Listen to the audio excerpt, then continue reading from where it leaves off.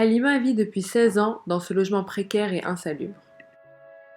Un logement constitué d'une unique pièce d'une dizaine de mètres carrés et de parties communes qu'elle partage avec 2 autres familles.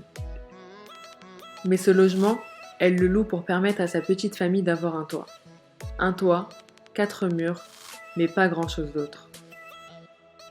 Ne disposant pas d'eau courante, Halima avait pour habitude d'aller chercher de l'eau au puits chaque jour.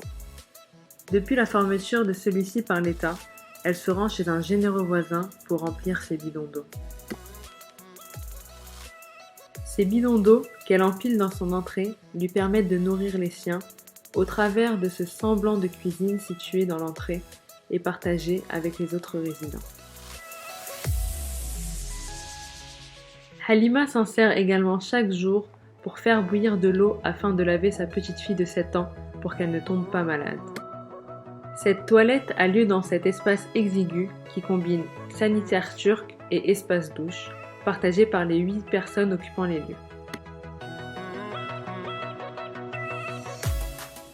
Dans ces conditions inhumaines, absence d'eau courante, pas d'aération, une seule pièce à vivre, sa fille est malheureusement tombée gravement malade durant le premier confinement, avec de nombreux problèmes respiratoires et des crises d'épilepsie. Halima ne se lève donc chaque matin qu'avec une seule idée en tête, offrir à sa famille un logement décent et accéder à la propriété. Elle travaille pour cela plus de 55 heures par semaine en tant que femme de ménage pour un salaire ne dépassant pas les 200 € par mois. Mais cela ne suffit pas. Ce rêve d'un logement décent, celui d'une famille, celui d'une vie, ne devrait pas en être un. Mais ce que nous considérons à notre niveau comme le minimum vital est aujourd'hui inaccessible pour Halima et sa famille. C'est pourquoi nous souhaitons l'aider à réaliser ce rêve.